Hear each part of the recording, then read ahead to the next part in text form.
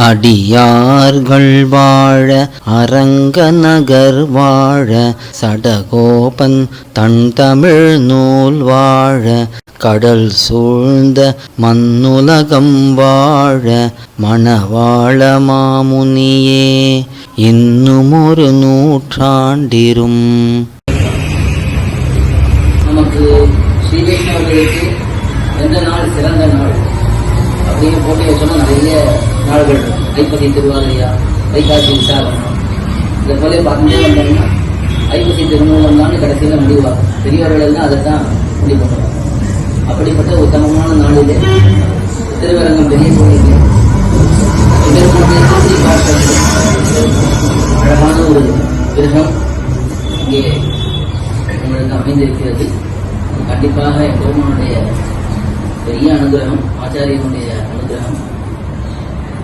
இவங்களை எல்லாம் நிறைய பார்த்துருக்கோம், பல வருஷமாக பார்த்து மனோரமாண்டுகள் தன்னாரியனுக்கு தான் அடிமை செய்வது அவன் இம்மாநிலங்களில் இருக்கும் நாள் முன்னேறிருந்து மது ஆசையிருந்து ஆச்சாரியனை தெரிந்திருப்பாரா அப்படின்னு ஒரு அழகான பாசுரத்தை காட்டுகிறார்.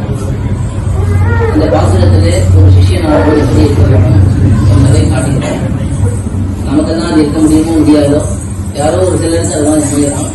ஆனால் மனவாழ மாமன் ஒரு வார்த்தையை சொல்றாருன்னா அவர் அதை அனுஷ்டானம் பண்ணி தான் சொல்லுவார். உபதேசம் பண்ணுறது மட்டும் மனவாழ மாமனுடைய வழக்கம் இது. அனுஷ்டானம் பண்ணது தான் அவர் சொல்லுவார். அவர் அனுஷ்டானம் பண்ணி காண்பித்தார். திருவாயூர் பிள்ளை அவருடைய ஆச்சாரியர். அவர் ஆழ்வார் திருநெல்லை இழந்தருடைய இருந்த வரைக்கும் மனவாழ மாமன் அந்த இடத்துல நகரவே இல்லை. அவருடைய திருவுள்ளத்துக்கு எது உவாக்கு என்பதை பார்த்து எம்பெருமானவருடைய திருவாராதன கைங்கரியம் பவிஷ்யதாச்சாரிய சன்னிதியில் திருவாராதனம் பண்ணிக்கொண்டு திருவாய்மொழி பிள்ளையிடத்திலே சகல அர்த்தங்களையும் அதிகரித்துக் கொண்டு அவருக்கு உகந்த கைங்கரியங்களை பண்ணிக்கொண்டு அங்கேயே வாழ்ந்திருந்தார்.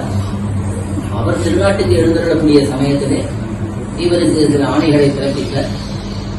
அதை இவர் சிறமேற்கொண்டு அவர் திருநாட்டுக்கு எழுந்துள்ள பிறகு அவருடைய சிரம கைங்கரியங்களை எல்லாம் பரிபூர்ணமாக பூர்த்தி பண்ணி அதற்கு பிறகுதான் அங்கிருந்து வெளியிலே புறப்பட்டார்.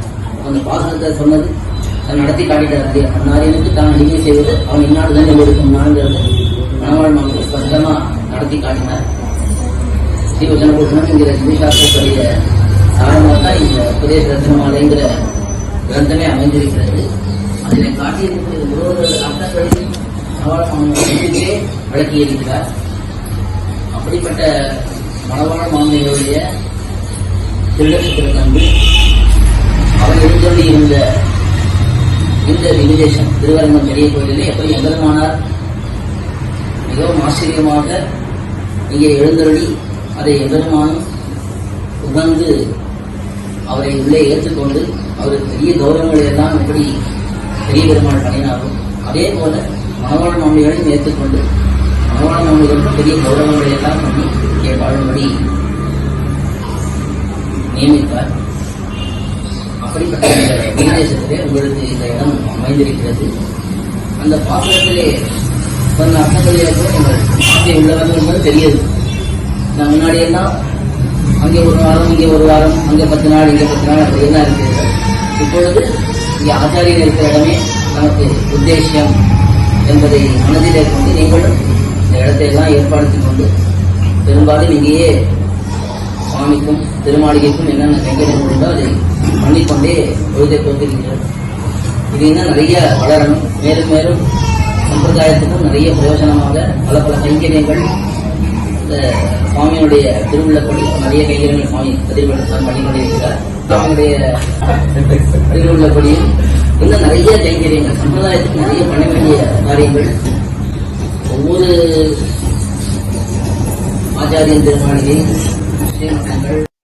இப்படிப்பட்ட கைங்கரியங்களை பண்ணுவதற்கு பெரிய பெருமாள், பெரிய பிராட்டியார், ஆழ்வார் ஆச்சாரியர்கள் அவர்களுடைய அனுகிரகம் கிடைக்க வேண்டும் என்று பிரார்த்தித்து அமைகிறேன். ஆழ்வார் எம்பெருமானார் ஜீயர் திருடிகளே சரணம், ஜீயர் திருடிகளே சரணம்.